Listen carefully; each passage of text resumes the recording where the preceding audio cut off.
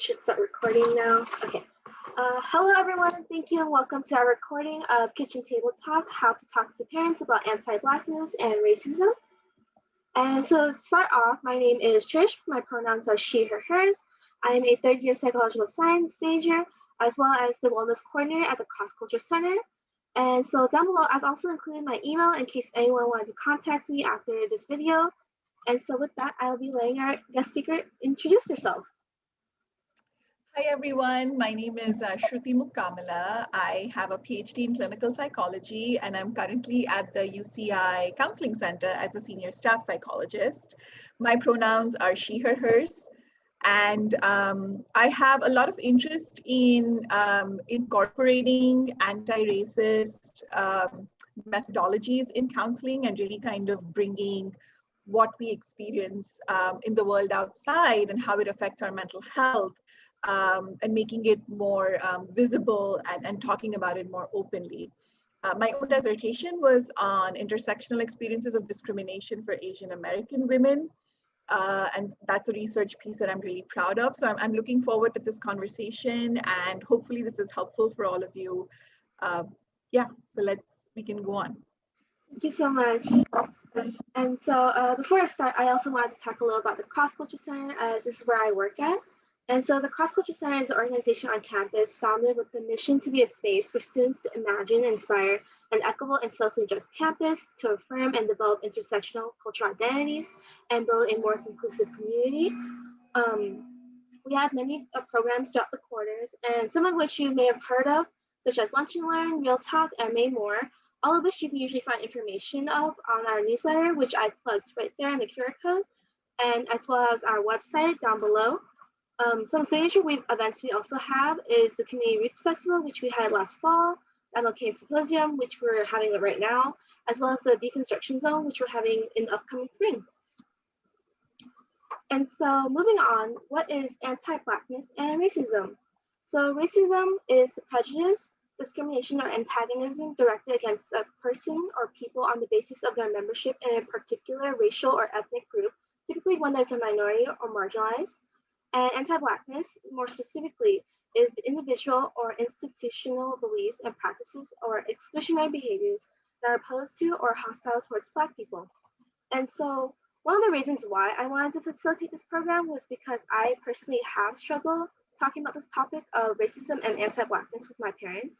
And unfortunately, it was a conversation that wasn't as successful for me, as back then I wasn't as fully educated nor ready to have this conversation, which is why I thought it would be really nice to have this program, as this is a topic that's very relevant amongst many folks. And so moving on with our first question, how should I approach / bring up this conversation of anti-Blackness and racism with my parents / guardians? So that's an interesting question, and I would encourage you to think about what is the purpose of you bringing up this conversation with your parents and guardians, right? I think awareness about anti-Blackness and racism is important in everyone's lives, especially for those of us living in the United States, where systemic racism is basically the organizing force of everybody's life. Whether you're white, Black, Asian, Native American, we all live within this system, okay? Having said that, how the system affects each of us is very different. For those of us who are in university or, have kind of recently or maybe in the past become more aware of specifically anti-Blackness, I think it can be very encouraging to bring about this awareness and bring about these conversations to our family, to our guardians, to, siblings, younger siblings, as we're kind of getting the knowledge ourselves. I would really encourage you to think about, though, what is the purpose of doing this? Because I know, Trish, you talked about this a little bit, saying that you weren't very successful. And I think sometimes the lack of success is because we have a certain idea of how we want something to go and what we want the conversation to be about. But for someone who doesn't live in this world or hasn't had this awareness or isn't really thinking about things in the same way as you are, it can often feel very different to walk into the conversation. So I would say, think about what it is that you want should you to get out of the conversation or conversations, and then kind of start the process of approaching. One thing I would say is I myself identify as South Asian, and certain cultures, and I'll talk a little bit about the Asian American culture, there isn't really this aspect of people just kind of bringing something up to their parents and saying something very directly, especially if it's coming from a place of, I know this, I have this knowledge, but you might not. Right, so there might be ways in which that might be perceived as disrespectful, and taking that stand, sometimes parents or older adults might feel might get defensive, right? So what are some ways of bringing this into the conversation that in certain cases might be more indirect? So maybe sharing a video of something that you came across recently, sharing something about, I think the recent inauguration was a very good example of having an older white man in our new president talking about white supremacy, right? Like he had that in his address. So bringing that in and saying, like, what did you think about that speech that he gave? What did you think about the fact that he said white supremacy? So even kind of approaching it in a way where it's about asking for their thoughts and their reactions to something that might be in the news is one way of starting, especially if you're anticipating that there might not be a lot of awareness and or there might be some defensiveness to the topic as well. Thank you so much. Yeah, I feel like for me, when I brought up, it was always kind of more like on like a defensive way. It's like they said something that I didn't agree with, and so like I would try to, I guess, push my viewpoint on it, and like it always never did work in the end. And so nowadays, my parents usually don't bring up a conversation anymore, so we don't talk about this. How would you usually like approach that if like they just try to avoid it at all? I think if there is that avoidance, but you have an interest in talking about it, I would name it. And that's really hard to do with parents, especially, right? I think our relationships with our parents can be complex in many different ways. And often, if we're coming from this place of don't make waves, keep the peace in the home, right? We don't, like a lot of families might say, we just don't discuss politics at the dinner table, right? So those are some ways in which it can feel like those conversations are silenced.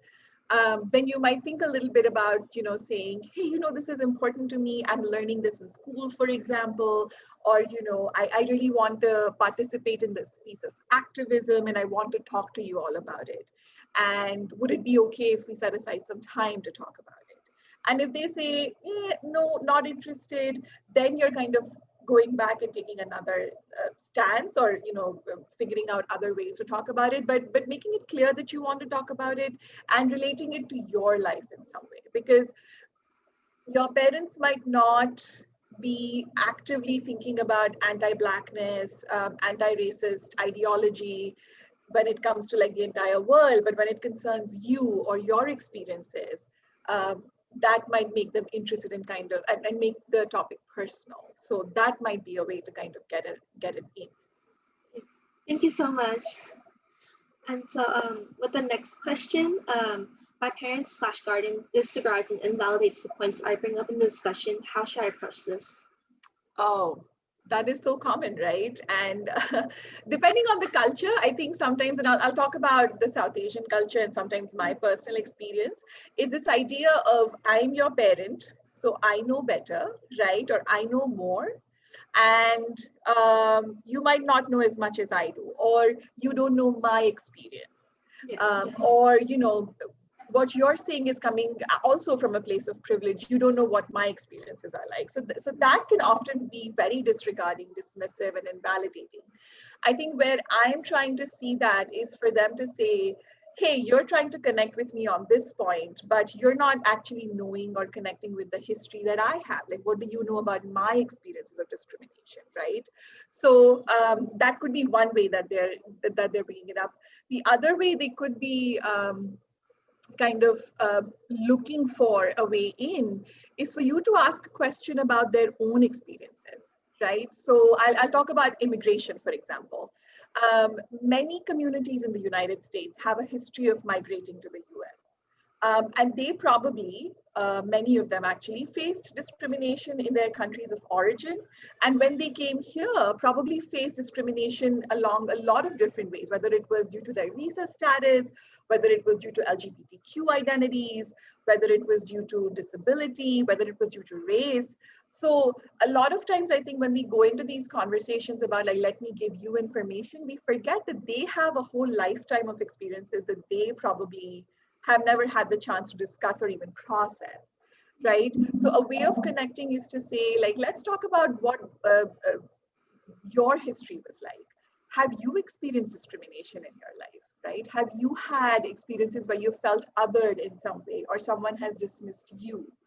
So knowing your history and connecting things to your own history, your own family's history, I think can often bring people in a way where it shows interest in their own experiences. And you're not talking about this other group that they really might not have thought a lot about, but they might be able to think about their own experiences. So I would say when there is a disregarding and invalidating, of course it hurts, right? So I would acknowledge the hurt and really think of if these people are important to you in your life, and it's important that they know about this aspect of your life and they connect with you on this. This effort to kind of connect with their history, I think can really be a bridge that can help them then see your point of Yes, thank you. You kind of answered this, but view. question was also what do I do if my parents bring up their own experience and compare, for example, saying they went through the same thing, but they didn't make a big deal about it. And then follow up that, how do you explain privilege to non-Black POC parents? Privilege can feel like such a loaded word, right?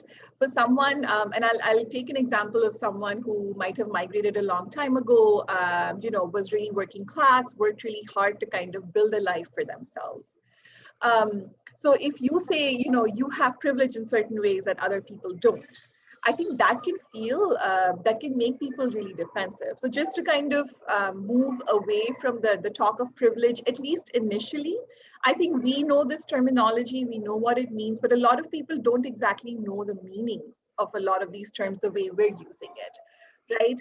So one thing I would suggest, if people are looking for like a resource, and I will answer the question, this is a great book to kind of include in your library.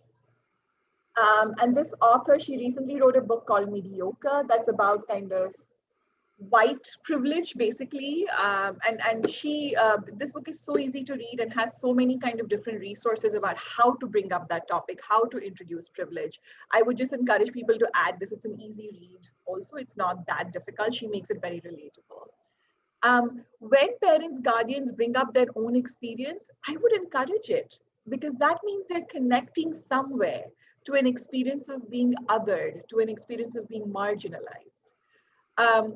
So I think that can be a place to kind of talk a little bit about intersectionality and say, hey, you had this experience as an immigrant where you didn't get a job because you had an accent, for example, right? And they said, they actually discriminated against you because you had an accent. And discrimination or discrimination based on race is similar because you're being discriminated against based on the color of your skin. When the topic is about kind of going through the same thing, I think I would make a distinction about it really isn't the same thing, right? When you're talking about anti-Blackness specifically, there are experiences that the African-American community has endured in the United States that has a long historical context, being sold into slavery, segregation, lack of voting rights before the civil rights movement, continued kind of segregation, redlining, and all of those are systemic influences on this person's life and this community's life. So when the comparison starts to come through, or when you kind of start hearing a little bit about like, they should be more like me, I think then bringing in a little bit of the knowledge and saying, yes, there are similarities, but it isn't the same experience. And when we kind of talk about dealing with an experience of marginalization in one way, we are othering someone who's choosing to deal with it in a different way. But I can also see how that can feel really then defensive to someone who's kind of like but this is the right way. Right? So bringing in plurality and saying there are many ways. And this isn't about one instance. This is about how a community has been marginalized at this point for generations and how that might be different than a personal experience, right? Or similar to a personal experience. I think that is how you build that bridge again. If you have non-Black people of color, there is already a lot of history, a lot of literature out there about discrimination for different racial groups. You can talk about, for Chinese Americans, Japanese Americans, even though they have long histories in the United States, they faced active segregation when they came to the United States. So linking it to that kind of and saying that, this is how these communities were treated in similar ways by the system that maintains white supremacy, and linking the people of color together, I think can often be more important and a way in. So you're linking first and saying this is about white supremacy and how that system is maintained by pitting groups against each other, right? Like it's divide and rule. And then teasing apart the differences for each of the different groups. So one of the things I would explain here is the model minority, right? For Asian American people, this idea that they're held up as this model minority because they quote unquote don't complain, right? How that is a tool of white supremacy. How this idea of then telling Black people, Latinx people, like, why can't you be more like the Asians, is actually a tool that is used to keep the groups separate and prevent them from joining each other in the struggle for all people of color. As you're hearing this, is it feeling a little overwhelming, like all the work that needs to be done? Just a little, but like I feel like it does help me, like it does reassure me to like at least like I have like a guidance towards like where I should start. Because I think when I started, I was like very lost, very emotionally based, because when I tried to explain it to my parents, it was more like trying to explain privilege to them, but also having a language barrier that kind of also made it really hard too. Like it was really hard explaining privilege because they didn't understand. All they could say was like, oh, I don't have privilege. Like I'm just the same as everyone else. Yes. Yes, and I think sometimes if there is an immigration background, for example, I talk a lot about when I'm explaining privilege, like white privilege to say my South Asian parents, I will compare it to a system of oppression that exists in India, because I'm originally from India, which is the caste system. It was a hierarchy that was created based on, what kind of family you were born in, very similar to racism, right? And somebody who's at the top of the caste hierarchy doesn't think of themselves as privileged, but they do have privilege that has been passed on through generations. So linking it in some way to an experience that they might have had either in their country of origin, if they're immigrants, or experience that they've had here, linking it to the emotion that someone feels when they're marginalized, I think that's a way to start. And I want to acknowledge that this sense of feeling overwhelmed, it's a lot to have to do. Right? I think the emotions have a piece in it. When they see how important this is for you, I think a lot of parents want to understand their children. They want to kind of see their worldview, see their point of view. And I think it's complicated. So it's not a one conversation or even like a month-long conversation. It's multiple conversations, sometimes over years. For sure. Thank you. So the next question, if my parents begin gaslighting during the conversation, for example, calling me disrespectful, trying to guilt me, or question why do I care when it doesn't involve me, what should I do? I know you touched upon this a little earlier too. Yeah. Again, I think these are all examples of defensiveness coming from a parent, right? When sometimes we get defensive, the thing we want to do is attack. We attack the other person. And so that is very hurtful. So if you are in that situation where that's actively happening, I would first say, what do you need to do to take care of yourself? Okay. Is this the time when they're and I'm using the word attack, I don't literally mean they're attacking, but I think sometimes these can feel like emotional attacks. right? When you're here wanting to have this respectful conversation about something that you know and you want them to know. So what do you need to take care of yourself in that moment? Do you need to leave the conversation for a little bit? Do you need to get the support of your friends? Do you need to just take a minute for yourself and process the emotions? Or do you want to stay and then name what's happening and say that, you calling me disrespectful or, trying to make me feel guilty hurts me in the moment. And I'm trying to do this to develop a connection with you. And I'm trying to do it as respectfully as I can. But you might be able to see how it can start to feel a little bit difficult for them when they as parents are not in the role of, I know everything and you're learning from me, right? So I think acknowledging that sometimes it's really difficult for parents to learn something from their children, who know things much more, who are coming from a different generation, keeping that framework in mind, but thinking of ways about how you want to take care of yourself and how, and if you want to come back to that conversation at a different time, do you want to use a different tact, or with certain people, like this might not be parents, this might be uncles, aunties, this might be like, cousins.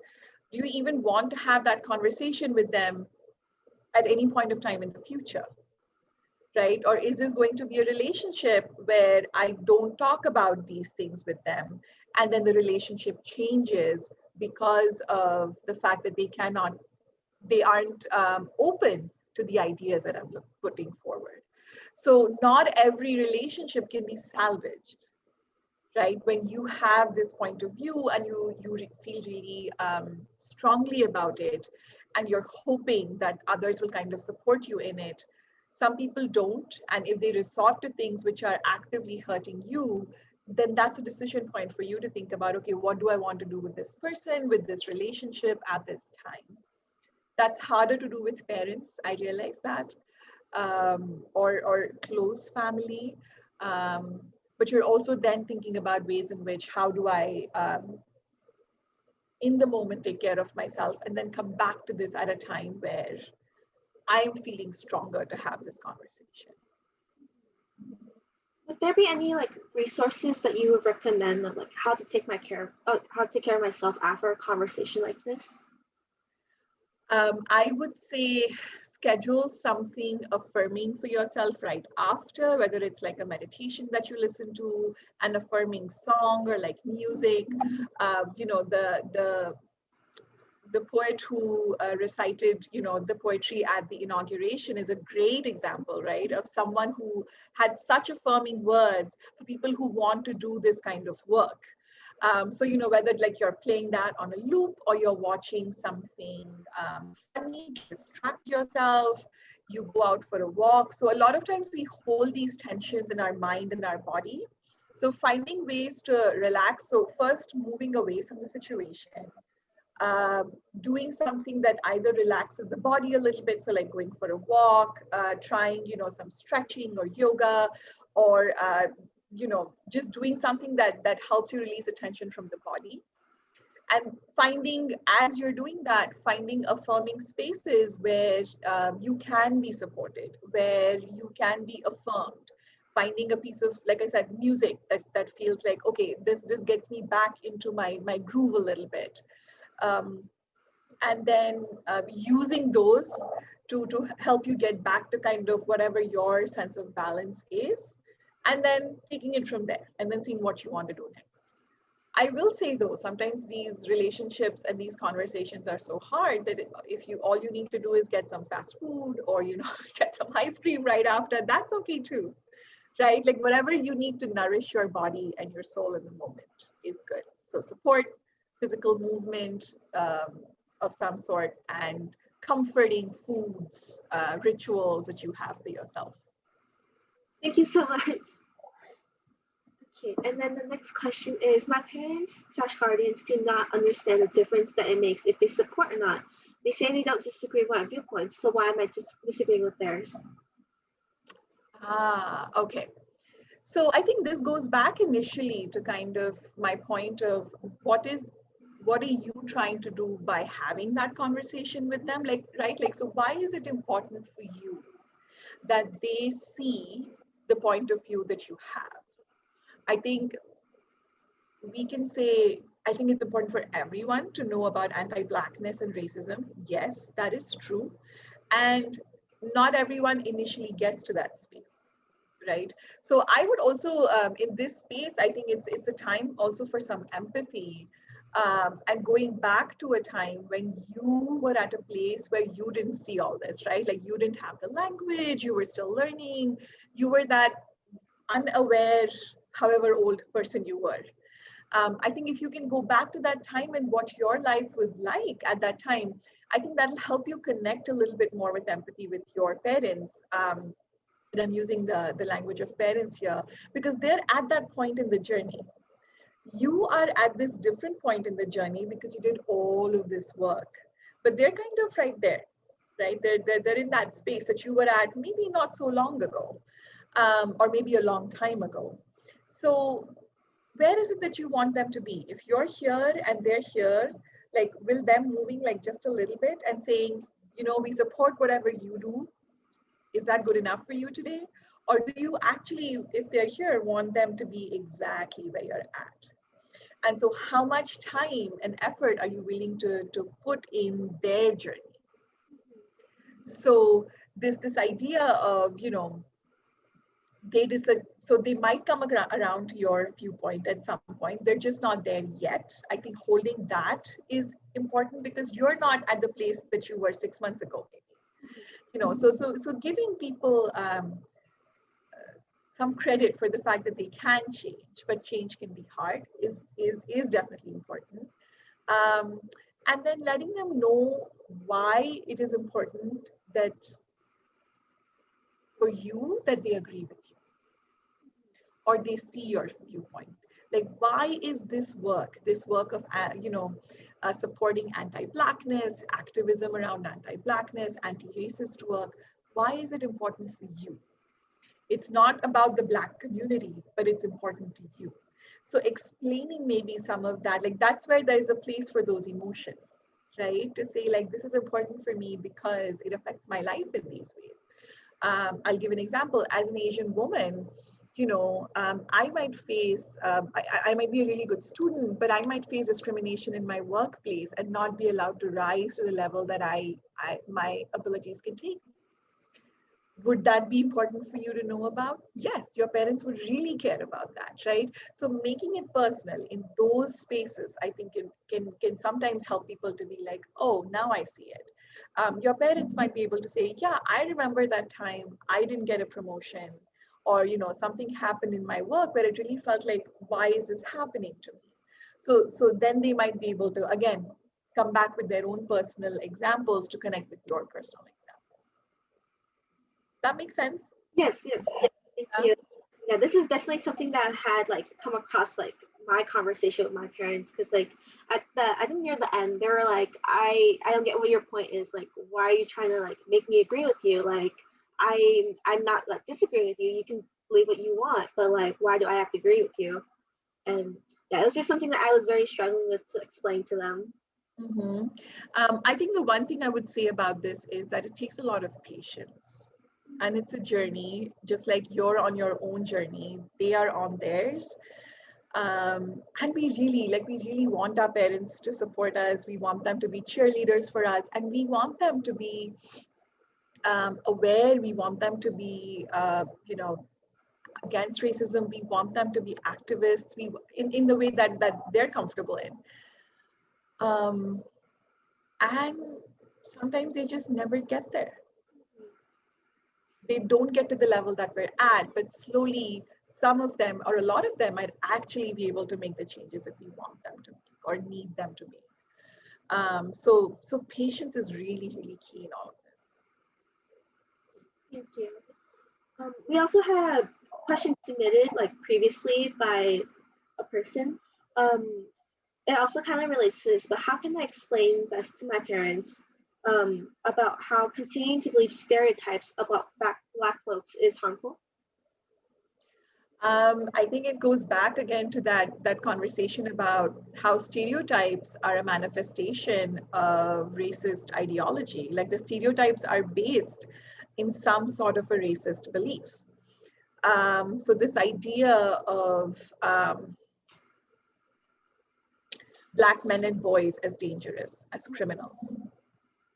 Have there been times in your parents' life or someone that you know who, when they've seen a Black man or a boy walking on their side of the street, have they held their purse a little closer, right?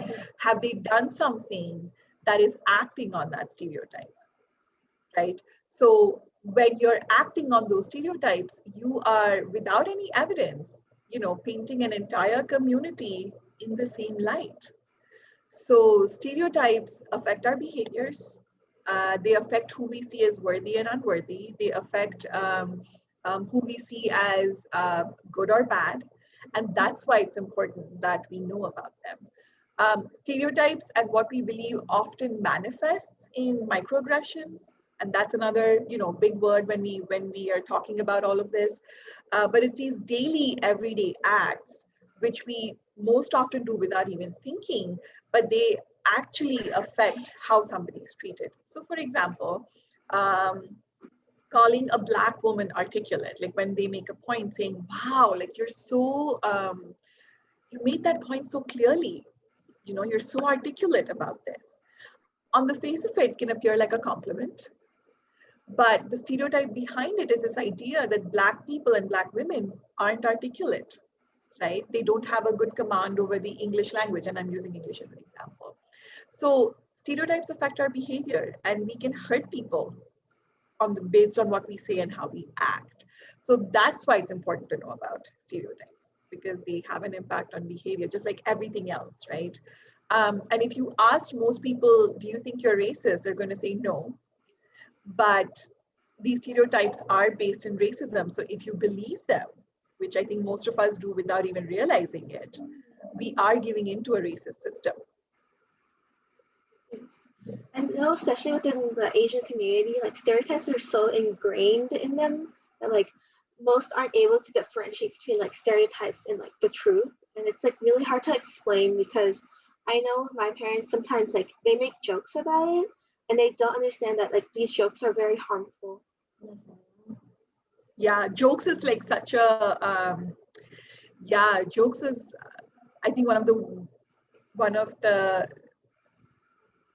most difficult things, right? Because you're passing off as a joke or as humor something that is really, really hurtful.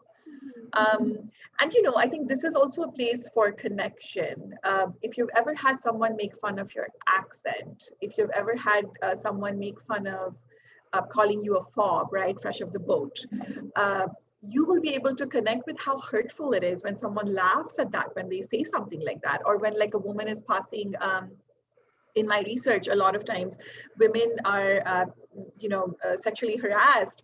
Somebody, like an Asian woman was walking by, somebody will yell "ni hao," right, without even understanding like what this person's ethnicity is, what it is, and that's really hurtful in the moment. So those actually are really good examples for us to kind of say, when this happens to us, it hurts, even though the other person intended it as a joke. And so when we're doing it to other people, it's hurtful too, even if we think we're just doing it in our community, in our little kind of group, and things like that. So unfortunately, I think it's also really common. So those things are more difficult to root out. Mm-hmm. Yes, for sure. Like the impact is very different. And there's been times where I've talked to my parents about it because they have made a joke. And then when I told them that I didn't find it funny, they're just like, oh, it's just a joke. Like, what's wrong with it? Yeah. What's wrong with it is it's not funny because you're laughing at someone, right? Mm-hmm. Yeah. So the next question, my parents/guardian wants to end the conversation and move on. However, they still do not understand or support the importance of racism. What should I do? I know you've already touched upon this. Come back to it another time in a different way. Send them articles when something that you wanted to make a point about happens. in the community or, somewhere that you're at, or if you have an experience, share that with them. Come back. These things happen in spirals. It's not a stage, right? You're here and then you're here. You keep coming back to it because something happens and then you connect the bottom to the top and then you kind of keep going round and round. So. And then going with this question also, like if they do end up supporting, what are some resources that I can provide them? In what way? Resources? Like, I guess in a way, if they want to know how to be more of like an activist, or like how like they can show their support more, like in my to support my viewpoints more. Yeah. So there's many different ways to be an activist, right from starting to, so depending on the issue that you're focused on, more active ways is to go to a march, right? Like sign a petition, support Black and people of color owned businesses. When you're looking to buy something, instead of going to Amazon, for example, can you look for a Black business or, a person of color or a small business or a local business that is supporting a person of color? Can you post something online? Can you educate other people? Can you, when it comes time for, donation, right? So if people have the means where they donate money, can you find organizations that do this kind of racial justice, social justice work? There are many ways, ranging from where you donate money to, right, where you put your money, and that's a form of activism also, to where you are putting your energies in. Physically. So for people who don't have the financial resources, it could be things like attending marches, talking to your friends, talking to your own community. So like you made a change in your family, what one person can they touch next? So even that is important and can be useful. Thank you. So with our last question, how would I respond if my parents say like all lives matters and to follow up also like blue lives matters? That's a hard one, huh? How, I don't know if you mind answering, how have you answered that, or how have you talked about that to them in the future, in the past? Well, for me, it was more like also just coming back to privilege, because I was just letting them know like, oh yes, all lives do matters. However, there's like many folks, like Black folks, who are like dying or basically being victims, and they're not getting like the. I'm sorry. Take your time. Oh yes, sorry. How I've explained it was that basically just explaining what privilege is to them and how like with systemic racism, like Black folks haven't been able to get the privilege that like everyone else has been able to get. And so just trying to like break that down for them. But it was just very hard because there's a language barrier. Yeah. I can see why that's hard, right? Because I was listening to something that President Obama said about this, right? One of the slogans, and I'm just talking about and paraphrasing what he had said. This was a conversation he was having with Trevor Noah. The Daily Show with Trevor Noah, they do a lot of race-based fun satirical stuff, but they make a lot of commentary that's very focused on racism and social justice. So that's like a show, even if you're looking for things to send to your parents, that's a show I would really say to watch. But what he had said was this importance of slogans, right? I think one of the slogans that was happening around the Black Lives Matter protest this time was defund the police. Yes. And that was a slogan that a lot of people picked up to say, oh, these Black Lives Matter activists don't really want police forces, right? They don't want police to get, like law enforcement to get funding. But then what happens when there's, if there's like a break-in in my house, if there isn't police, what am I going to do? Like, how do I feel safe in my city? And so defund the police actually was a slogan which was more around not saying we don't need the police. It was saying we need resources that are often going into the militarization of the police to go into communities of color, to make them safer, right? Like, so the conversation wasn't about blue lives don't matter or, you know, all lives don't matter. It was like you were saying, there are ways in which Black lives are under attack these days where not almost, it feels like Black lives just don't matter at all because so many Black lives are taken every single day due to police violence. So it's the slogan of defund the police had the best intentions and it is still correct. But it's only a slogan and it's not giving you the entire context behind what someone who says defund the police means. They're not talking about completely doing away with the police force, but they're saying, you know, if police are going out there and shooting Black people, killing Black people without provocation, then that's a problem. And that needs to be addressed. So when someone says something like that, I think going back behind that and saying, yes, all lives matter. And in this country right now, Black lives don't seem to matter because of the level of violence against Black bodies. So just because one is true doesn't make the other one untrue or not true, right? So again, everything I'm seeing is like, you know, it's moving away from these pithy or short like comebacks. I wish there was an easy way to say this that was like one shot and everyone would get it. But I would encourage you to think back to like, how did I come to this place of awareness? It took me time. And it wasn't just a slogan. It was probably like a class or multiple classes or multiple conversations, multiple experiences that now I've come to that understanding. So what am I going to do with these people, with my family who I love, and they really don't get and see my point of view around this? How much effort am I going to put in to educate them? Yes, thank you so much. And so this actually concludes our presentation, and I would like to really give a big thank you to Shruti for taking the time to be here with us.